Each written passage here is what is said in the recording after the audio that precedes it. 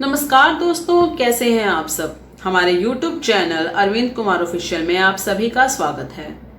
भले ही कितने साल पहले ही आपने अपना धर्म परिवर्तन कर लिया हो, किसी ने आपको लालच दिया हो, किसी ने आपको डरा धमका के आपका धर्म परिवर्तन करवाया हो, कुछ भी करवाया हो, यदि आप सच्चे हैं, यदि आपने सच्चे काम किए हैं, यदि आपने कुछ अच्छे काम किए हैं पूरी लाइफ, भले आपने धर्म परिवर्तन भी कर रखा हो, आपने किसी मजहब को उठा के माना हो, भले आपने वो क्रिश्चियनिटी को माना हो, कुछ भी, आप किसी में भी मर्जी धर्म परिवर्तन करें, यदि आप अच्छे कर्मों में ही लीन रहे हैं, आपने कभी किसी का बुरा नहीं चाहा है, आपने कभी पशुओं का बुरा नहीं चाहा है, आपने कभी किसी इंसान का बुरा नहीं चाहा है, तो एक दिन परमात्मा सच्चे, जो हम कहते हैं ना, हमारा जो सच्चा भगवान, जो हमारे सच्चा मन जो होता है, उसके अंदर जो भगवान होते हैं हमारे, वो आपको एक दिन जरूर वापस बुलाते हैं।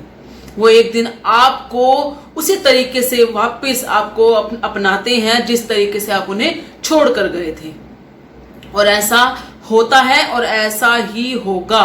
यदि अभी भी इस वीडियो को कोई देख रहा है, यदि अभी भी कोई ऐसा है जो अपना किसी कारण से धर्म परिवर्तन कर चुका था, तो मेरा विश्वास है, यदि उसकी भक्ति में सच्चाई है, यदि उसने कभी कोई गलत कार्य नहीं किया है, उसकी धर्म में वापसी जरूर होगी, उसकी धर्म के अंदर घर वापसी जरूर होगी, बिल्कुल होगी।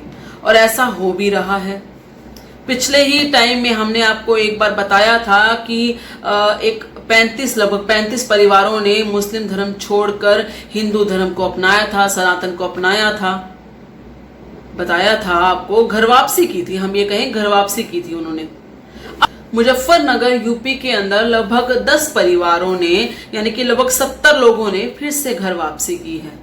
मैं मानती हूं कि जिसने गलत करना है, जिसने अपनी दहशत फैलानी है, या जिसने जानबूझकर धर्म परिवर्तन का ये खेल रचना है, वो अपना खेल रचेंगे। मैं मानती हूं कि घर वापसी करने वाले लोग कम हो सकते हैं। मैं ये भी मानती हूं कि जो लोग धर्म परिवर्तन कर रहे हैं किसी भी लालच में आकर, किसी भी डर के अंदर, वो ज्यादा हो सकते हैं। हो सकता है उनकी तादाद लाखों में हो, घर वापसी करने वालों की तादाद सिर्फ सैकड़ों में हो, 100 हो, 200 हो, शायद इससे भी कम हो, लेकिन लोग जागृत हो रहे हैं। वो वापसी इसलिए आ रहे हैं क्योंकि उन्होंने जब धर्म परिवर्तन किया था तो उन्होंने वो देखा था जो उन्होंने सहा नहीं। उन्हें लगा कि वहां वो सुरक्षित नहीं है। जिन लोगों ने घर वापसी की है, उनकी घर वापसी करवाने में आचार्य मृगेंद्र सिंह ने शुद्धिकरण करवाया है। उन्होंने शुद्धि यज्ञ करवाकर उन्हें घर वापसी करवाई है। मतलब जैसे हवन होता है, जैसे गंगा जल से स्नान होता है, इस तरीके से हर तरह का पूरा कृत्य करके उनका शुद्धिकरण करवाया गया है। हम जानते हैं शुद्धिकरण इसलिए आवश्यक है क्योंकि 10 साल कोई कम नहीं होते।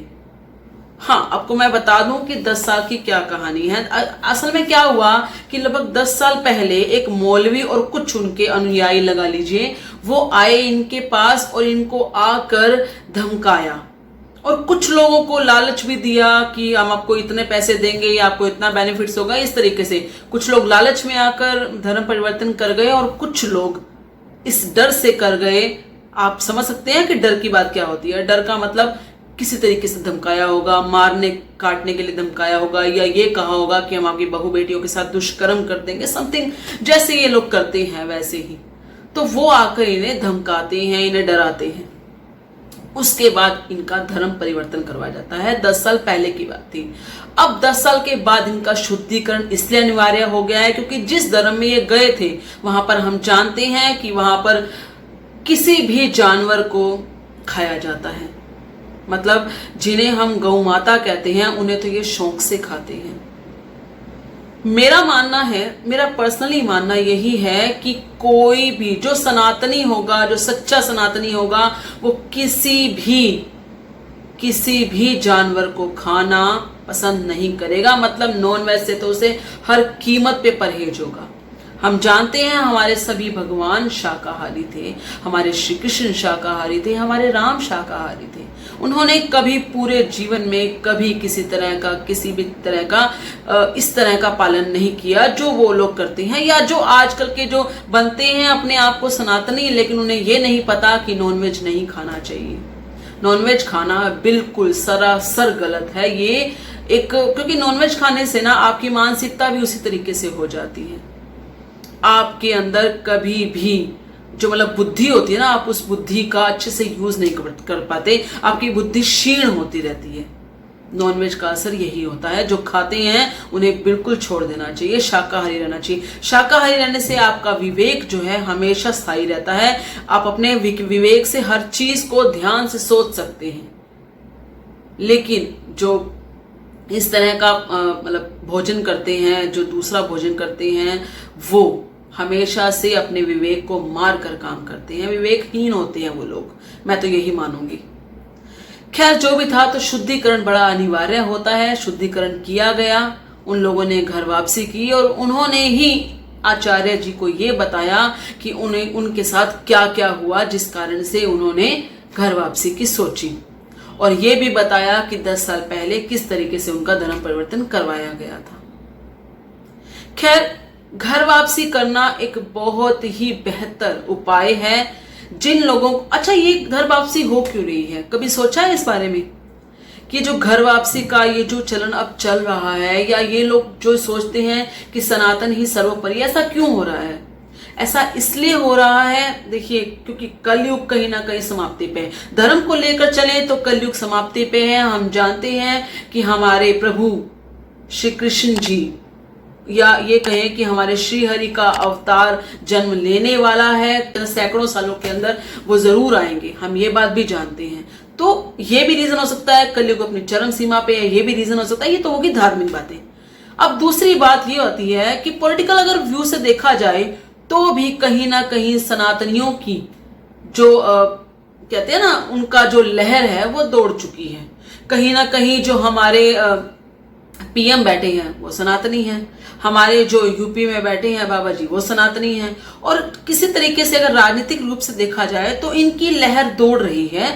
वो हर तरीके से सनातन धर्म को हर तरीके से उत्कृष्ट मानते हैं और उनकी हर तरीके से कहते हैं ना, एक प्रचार प्रसार में लगे हुए हैं, जिसकी वजह से लोग यही सोच रहे हैं कि अब जो आगे आने वाला टाइम है वो हिंदुओं का है, वो सनातनियों का है। और सनातन धर्म की खूबियां सबसे ज्यादा, ये कारण सबसे बड़ा यही है कि सनातन धर्म की जो खूबियां हैं, इस धर्म को अपनाने के बाद आपके अंदर जो जो चेंजेस आते हैं उससे लोग बड़े इंप्रेस हो रहे हैं। जिस चीज को ये लगा लीजिए इस पूरे दशक में 1000 सालों के जो पूरा रहा, ये जो पूरा की पूरा काल रहा 1000 सालों का, उसमें सनातन धर्म को बहुत जरा डिस्ग्रेस किया गया। ये बताया गया कि सनातन में कुछ भी अच्छा नहीं होता, उसमें सब कमियां ही कमियां हैं, उसमें जितना भी है सब कुछ एक ढोंग है, इस तरह से मतलब बातों को फैलाया गया। लेकिन एक्चुअली में सब कुछ विज्ञान था, सब कुछ साइंटिफिक तरीके से चलता था, हर चीज का एक कारण होता था। इस बात को लोग समझने लग गए हैं।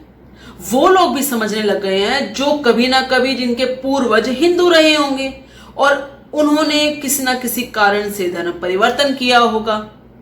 अब उनकी पीढ़ियां जो हैं आगे, वो ये समझ चुकी हैं कि सनातन ही सर्वोपरि धर्म होता है, बाकी सब तो सिर्फ एक पॉलिटिकल आइडियोलॉजी होती है, एक खेल रचे गए हैं जिससे वो राजनीतिक रूप से हर चीज पर अपना कब्जा जमा सके। इसी बात को लोग समझने लग गए हैं और इसीलिए वो घर वापसी कर रहे हैं, और जहां तक मैं समझती हूं ये उचित भी है। अगर आपके आसपास भी कोई ऐसा है जो घर वापसी करने के लिए कहीं ना कहीं सोच रहा है लेकिन कंफ्यूज है, तो उसे समझाइए कि घर वापसी करने का अर्थ क्या होता है और घर वापसी से उसे क्या क्या बेनिफिट हैं।